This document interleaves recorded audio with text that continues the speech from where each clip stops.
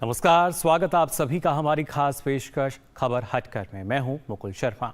खबरों की भागदौड़ में कुछ ऐसी दिलचस्प, समाज को आईना दिखाने वाली और हम सबका मनोबल बढ़ाने वाली खबरें अक्सर छूट जाती हैं। इसलिए हम ये खास कार्यक्रम आपके लिए लेकर आए हैं। तो चलिए तैयार हो जाइए अगले आधे घंटे तक लीक से हटकर कुछ ऐसी ही सकारात्मक खबरें देखने के लिए। लेकिन पहले नजर डालते हैं हेडलाइंस पर। अमरनाथ जी यात्रा में जम्मू कश्मीर के पंथा चौक बेस कैंप से श्रद्धालुओं का नया जत्था रवाना। अब तक 4,25,179 तीर्थयात्री कर चुके हैं बाबा बर्फानी के दर्शन। 31 अगस्त को श्रावण पूर्णिमा पर संपन्न होगी यात्रा।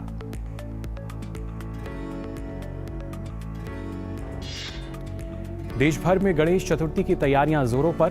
बप्पा के साथ साथ प्रकृति को भी प्रसन्न करने का संकल्प। जगह जगह बनाई जा रही हैं भगवान गणेश की इको फ्रेंडली मूर्तियां।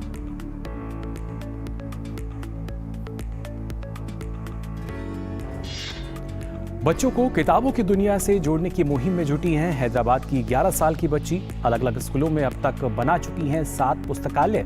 साल के अंत तक 10 पुस्तकालय बनाने का लक्ष्य।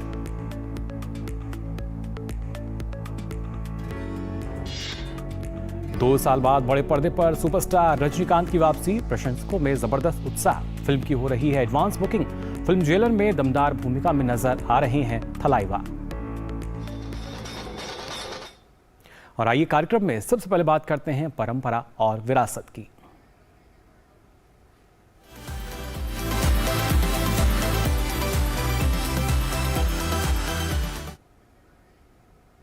श्री अमरनाथ जी यात्रा को लेकर श्रद्धालुओं में उत्साह बरकरार है। जम्मू कश्मीर के पंथा चौक बेस कैंप से श्रद्धालुओं का नया जत्था रवाना हुआ। 1 जुलाई से अब तक 4,25,179 तीर्थयात्रियों ने बाबा बर्फानी के दर्शन किए हैं। यात्रा सुचारू रूप से आगे बढ़ रही है, जिसका 31 अगस्त को श्रावण पूर्णिमा पर समापन होगा।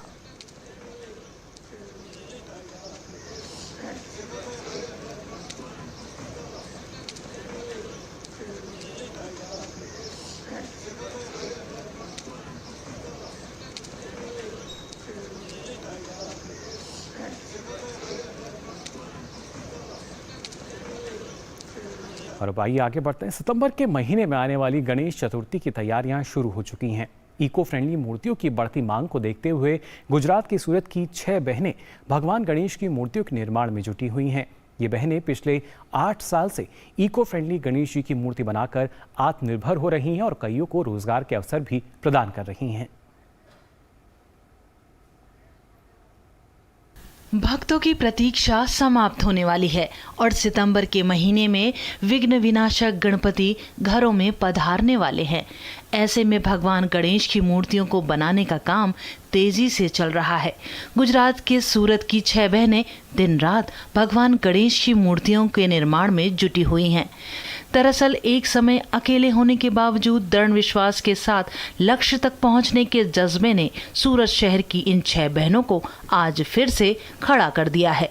इन 6 बहनों ने अपने पतियों की मृत्यु या कोरोना के कारण नौकरी छूट जाने के बाद परिवार का भरण पोषण करने के लिए केवल इको फ्रेंडली गणपति बप्पा की मूर्तियां बनाना सीखा। आज ये आत्मनिर्भर बन औरों को भी रोजगार दे रही हैं और इनके द्वारा बनने वाली मूर्तियों की मांग लगातार बढ़ रही है। हम लोग 6 मेंबर्स हैं और 6 मेंबर्स मतलब एक ग्रुप के तरह, फैमिली के तरह हम लोग रहते हैं। 2 डिज़ाइन वगैरह करते हैं, पगड़ी फेटा वगैरह बनाते हैं और 2 कलरिंग वगैरह काम करते हैं। 2 माटी बनाने का काम करते हैं। माटी का जो डो बनता है उसमें काम करते हैं। डो डेकोरेशन का काम करते हैं। मतलब सब डिवाइड करते हैं। ऐसे नहीं, सबको सभी तरह से सब लोग एक दूसरे को हेल्प करते हैं। इनका कहना है कि राज्य सरकार से इन्हें काफी सहयोग मिला है। गुजरात सरकार के ग्रामीण प्रौद्योगिकी संस्थान ने इन बहनों को प्रशिक्षण प्रदान किया, जिसके बाद इन बहनों ने इको फ्रेंडली गणेश जी की मूर्तियां बनाना शुरू कर दिया। इन बहनों ने अपने करियर की शुरुआत अपने आभूषण और बर्तन बेचकर या गिरवी रखकर की थी। हालांकि आज वे आर्थिक रूप से सक्षम हैं। फिर गवर्नमेंट की स्कीम आई गुजरात माटीकाम कला कारीगरी रूरल टेक्नोलॉजी गांधीनगर से जो एक स्कीम आई कि जिसमें हमें गणपति की माटी की मूर्ति बनाने सिखा रहे थे और साथ में हमको स्टाइपन के रूप में 100 रुपये ऐसे देते थे। वैसे 1 महीना का हमारा कोर्स था और वो हमको सिखाया। हमने वो पूरा किया। उसमें हमें सिर्फ माटी की मूर्ति कैसी बनानी है उसको थोड़ा फिनिशिंग करना वैसे सिखाया। उसके बाद उन्होंने हमें मास्टर ट्रेनिंग दी। जो पेन से स्पेशल सर आए थे उन्होंने हमें मास्टर ट्रेनिंग दी और वो मास्टर ट्रेनिंग से हमें कलर कैसे करना है, एकदम व्यवस्थित फिनिशिंग कैसे करना है वो सिखाया। इनके द्वारा बनाई गई मूर्तियां इको फ्रेंडली होने के साथ साथ बेहद खूबसूरत भी हैं, इसलिए लगातार इनकी मांग बढ़ती जा रही है। तो देखा आपने कैसे आत्मनिर्भरता के साथ साथ इको फ्रेंडली मूर्तियां जो हैं उनकी मांग में इजाफा हो रहा है। अब आइए आगे बढ़ते हैं और कुछ खबरें देखते हैं आपके शहर और आपके गांव की।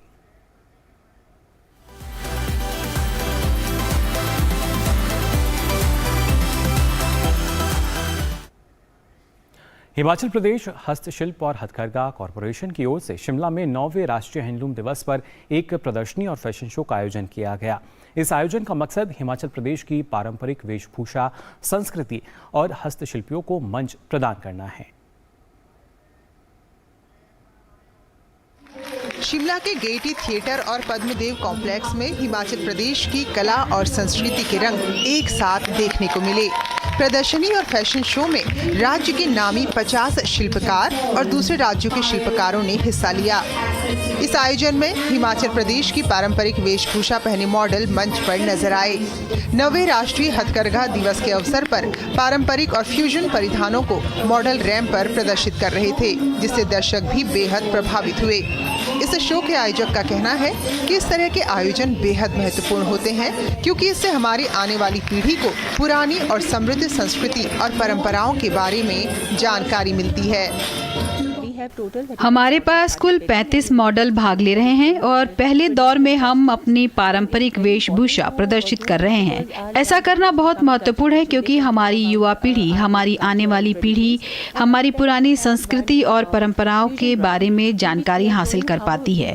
फ्यूजन राउंड हम बता रहे हैं कि कैसे कुछ रचनात्मक तरीके से आने वाली पीढ़ियों के लिए अपनी हिमाचली पोशाकें बना सकते हैं। इस शो में भाग ले रहे मॉडल्स भी बेहद खुश थे। उनका कहना था कि युवाओं के बीच अपनी संस्कृति को प्रदर्शित करने का ये एक शानदार अवसर था। देखिए, मैं हमेशा मानती हूँ कि आप जानते हैं कि आपको हमेशा अपनी जड़ों का सम्मान करना चाहिए और ये समाज और युवाओं को ये सिखाने का सही तरीका है कि हमारी परंपरा ठीक है, यहाँ बहुत समृद्धि है। और जैसा कि आप देख सकते हैं कि हमने फ्यूजन पहना है जो परंपरा और आधुनिकता का सही मिश्रण है। इस आयोजन में लोगों की भागीदारी से आयोजक बेहद उत्साहित नजर आए।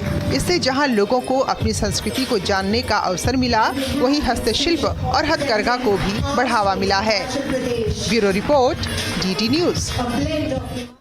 तो हिमाचली परंपरा और आधुनिकता का एक संगम यहाँ हमें देखने को मिला। जहाँ चाह वहाँ रहा। जी हाँ, इसका को सच साबित करती। अब आइए खबरें देखते हैं।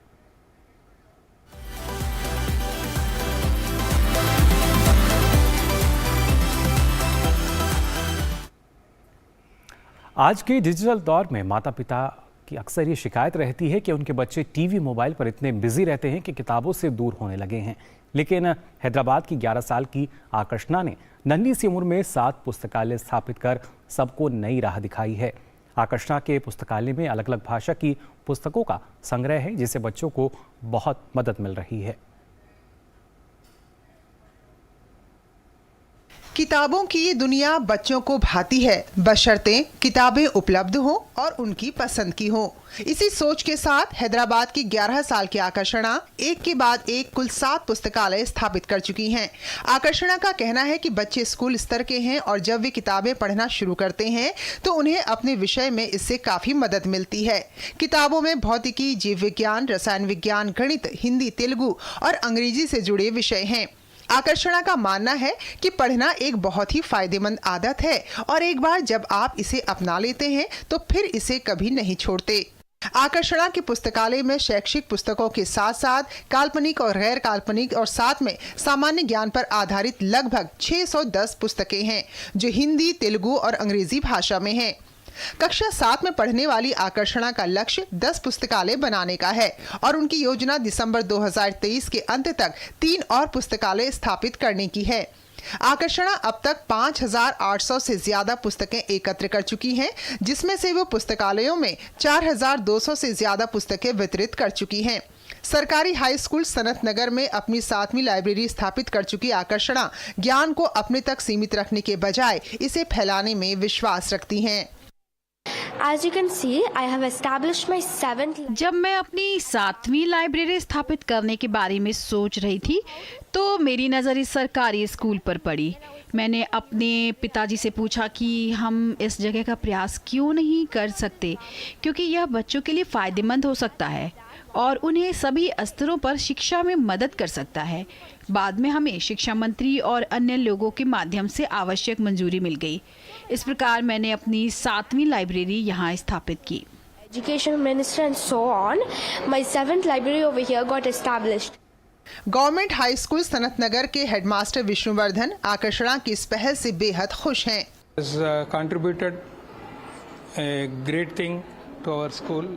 आकर्षण ने हमारे स्कूल में बहुत बड़ा योगदान दिया है। उन्होंने बहुत सारी किताबें दी हैं जिन्हें उन्होंने कम उम्र में ही एकत्र कर लिया था। इसके पीछे का विचार दूसरों की मदद करना है, साथ ही बहुत अच्छी बात है उन्होंने हमारी लाइब्रेरी को बहुत सारी किताबें दान की, जिससे हमारे छात्रों को पढ़ने की आदत विकसित करने में मदद मिलेगी।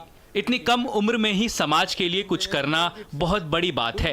यह दूसरों के लिए एक अच्छी प्रेरणा है बच्चे। Material to that, so doing that idea itself is a great thing and that's a good inspiration to other children also.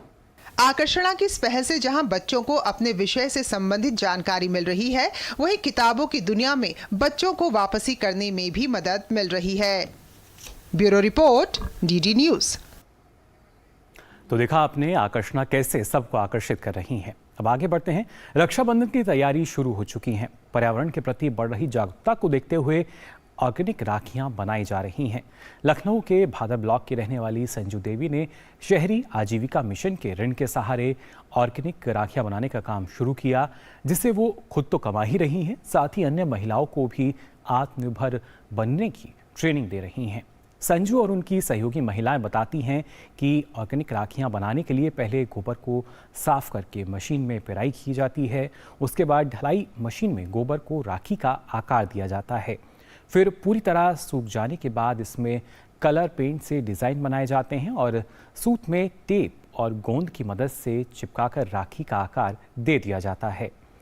Organic राखियां प्रदूषण के खतरे को तो कम करती ही हैं, साथ ही कम दाम होने की वजह से आपकी जेब पर इनका भार भी नहीं पड़ता। और अब वक्त है बाइस्कोप की बातों का।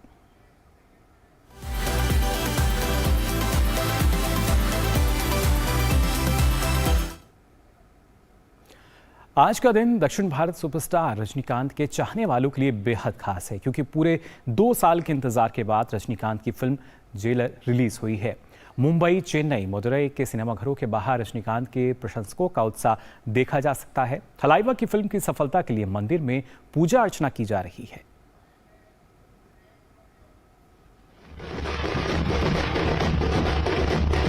थलाइवा की कोई भी फिल्म रिलीज हो, ये मौका उनके चाहने वालों के लिए किसी त्योहार या उत्सव से कम नहीं होता। और जब 2 साल के इंतजार के बाद ये अवसर आ रहा हो, तो आप अंदाजा लगा सकते हैं कि प्रशंसकों में उत्साह कितना होगा। आज सुपरस्टार रजनीकांत फिल्म जेलर के साथ पूरे 2 साल बाद बड़े पर्दे पर वापसी कर रहे हैं, इसलिए हर जगह उत्सव का माहौल नजर आ रहा है। नेल्सन द्वारा निर्देशित इस फिल्म में रजनीकांत, मोहनलाल, जैकी श्रॉफ, शिवा राजकुमार, राम्या कृष्णन और तमन्ना समेत अन्य कलाकार हैं। फिल्म के रिलीज को लेकर सड़कों पर, सिनेमा घरों के बाहर जगह जगह रजनीकांत के बड़े बड़े होर्डिंग्स और कटआउट्स नजर आ रहे हैं।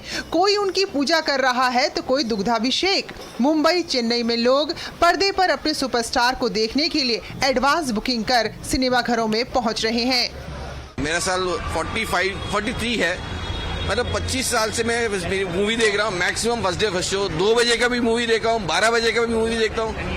रात भर बिना सोए 3 घंटा क्यू में रह के टिकट लेके मूवी देखा हूँ। मेरा अट्रैक्शन इधर रजनीकांत फैंस से ज्यादा, क्योंकि रजनीकांत फैंस को देख के यहाँ पे हमें ज्यादा आता हूँ। Almost every time first day first show हम लोग आ ही जाते हैं। हर साल नहीं, हर 2 साल नहीं, हर साल हर रोज भी अगर पिक्चर आते हैं तो हम लोग उसके लिए भी रेडी होके हम लोग आ जाते हैं। दूसरी चीज, जब भी आप अभी देख सकते हो जो एंथुजियाज्म है, जो उत्साह है यहाँ पे, जो हम लोग एक त्योहार से कम नहीं है। वहीं तमिलनाडु के मदुरई में फिल्म जेलर की सफलता के लिए भक्त मंदिर में पूजा अर्चना करने में जुटे हैं। यहाँ भगवान को मनाने के लिए हर जतन किए जा रहे हैं। साथ ही भंडारे का आयोजन कर फिल्म की सफलता की कामना की गई। हम रजनीकांत की फिल्म जेलर की सफलता के लिए प्रार्थना कर रहे हैं। हमने जेलर फिल्म के 1000 करोड़ कमाने के लिए एक विशेष प्रार्थना की। थिरुपरनकुंद्रम अम्मन मंदिर सबसे पुराना मंदिर है। यहाँ जो भी प्रार्थना की जाती है वो पूरी होती है।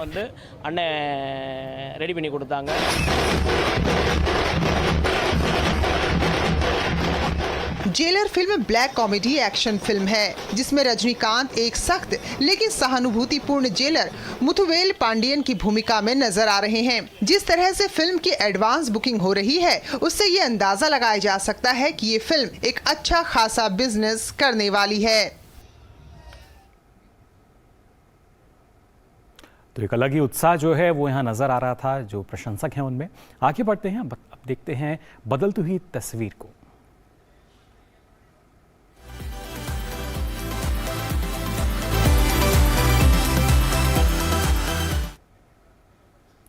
उत्तर प्रदेश सरकार के महिलाओं के लिए किए गए प्रयास कृषि मंत्रालय के कई विभागों में दिखाई दे रहे हैं।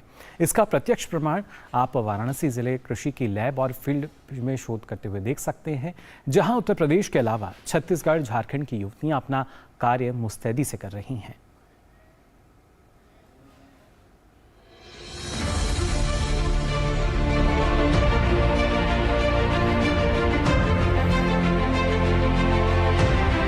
ये वाराणसी का fertiliser and pesticide control laboratory है या बिल्डिंग कह सकते हैं आप। यहाँ पे ही जांच होती है कृषि से जुड़ी हुई, और यहाँ पर चूँकि पुरुषों की संख्या ज़्यादा होती है, लेकिन अब इस जगह पे इस लैब में आपको महिलाएं भी दिखाई दे रही हैं। एक ऐसी ही हैं युवती जो अभी कुछ महीने पहले ज्वाइन किया है इन्होंने।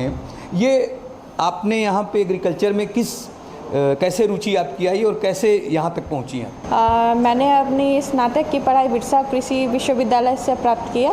उसके बाद मैंने अपनी एमएससी की पढ़ाई यूपी के भी कुछ बिहार से की है।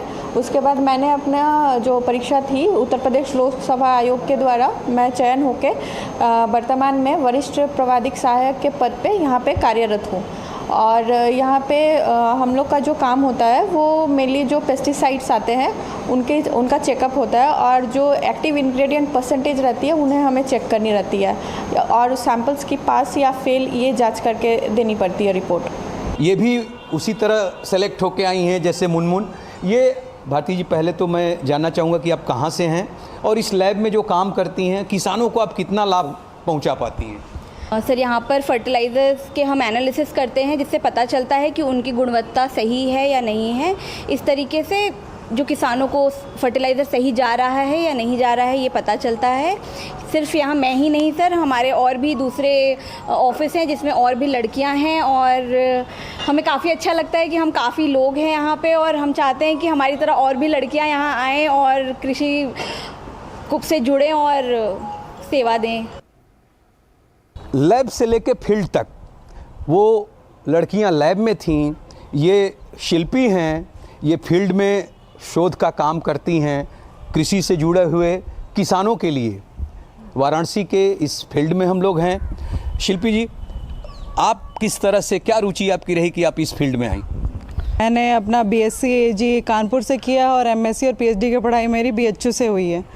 और फिर यहाँ पे जो एग्ज़ाम जिस पद पे हूँ मैं, सीनियर टेक्निकल असिस्टेंट ग्रुप 2, इसका जब वैकेंसी आई मैंने फॉर्म भरा, फिर यहाँ पे आई मैं।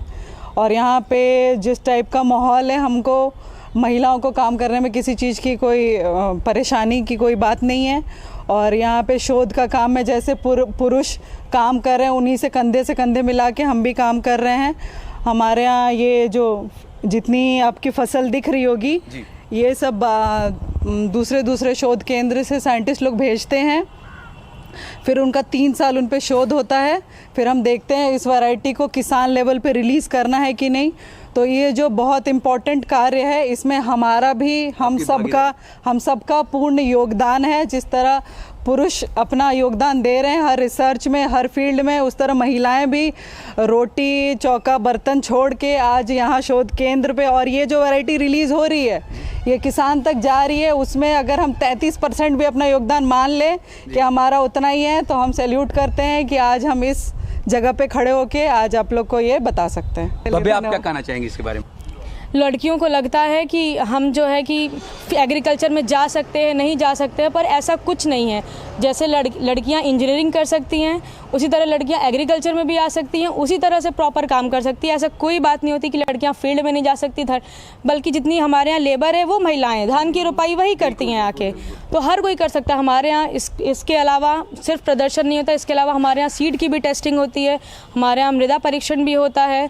ये सारे लोग इस फील्ड में काम करते हैं, टेस्टिंग करते हैं, पुरुषों के साथ कंधे से कंधे मिलाकर किसानों के लिए काम कर रहे हैं, देश के लिए काम कर रहे हैं। ऐसी ही सोच होनी चाहिए महिलाओं की, जिससे और जो लड़कियां हैं वो एग्रीकल्चर के फील्ड में आएँ। जबकि हम खेतों में देखते ही हैं कि महिलाएं किस तरह से, जब धान की खेती होती है या दूसरी भी खेती होती है, तो महिलाएं ही खेत में दिखाई देती हैं, और अब महिलाएं फील्ड में भी दिखाई दे रही हैं और लैब में भी दिखाई दे रही हैं। Doctor Harkesh Bahadur Singh Gautam, DD news, Varanasi. तो महिलाएं अब किसी भी क्षेत्र में पीछे नहीं हैं, ना सिर्फ पुरुषों से कंधे से कंधा मिलाकर चल रही हैं, बल्कि उनसे आगे भी निकल रही हैं। अब आइए देखते हैं खेल खेल में क्या है कुछ अलग और खास।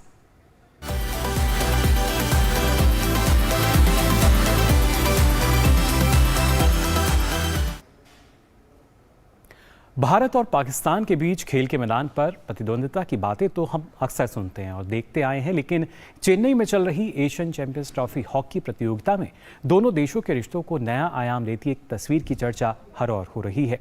देखिए ये खास report. Asian champions trophy hockey प्रतियोगिता में पाकिस्तान भले ही सेमीफाइनल की दौड़ से बाहर हो गया हो, लेकिन टीम के लिए इस बार की एशियन चैंपियंस ट्रॉफी में भाग लेना भारत और पाकिस्तान के रिश्तों को एक नया आयाम दे गया। दरअसल इस बार पाकिस्तान की फिजो की भूमिका किसी और ने नहीं बल्कि राजकमल ने निभाई है, जो कि एक भारतीय हैं।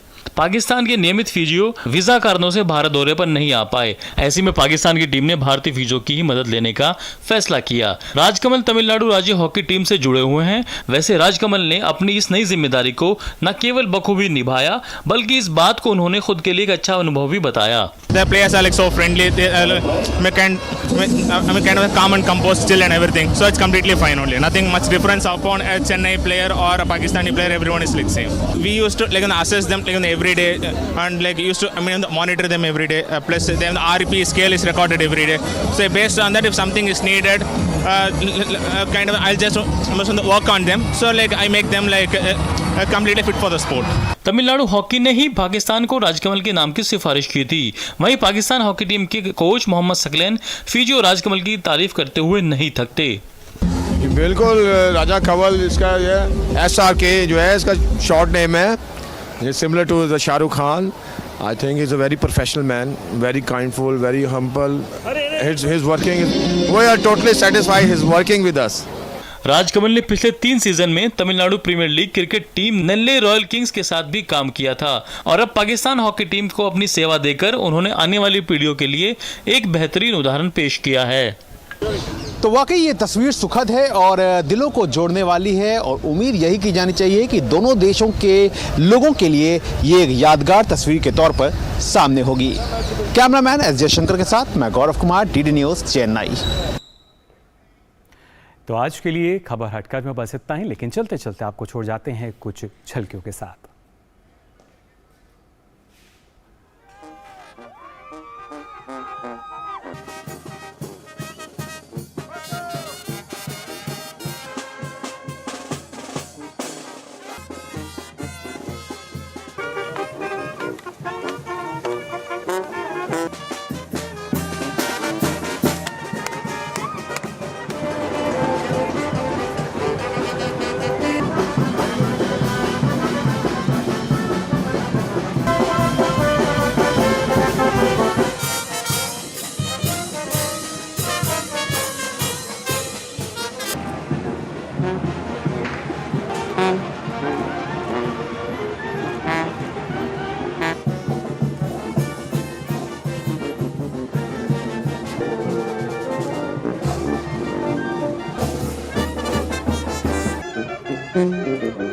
Bus!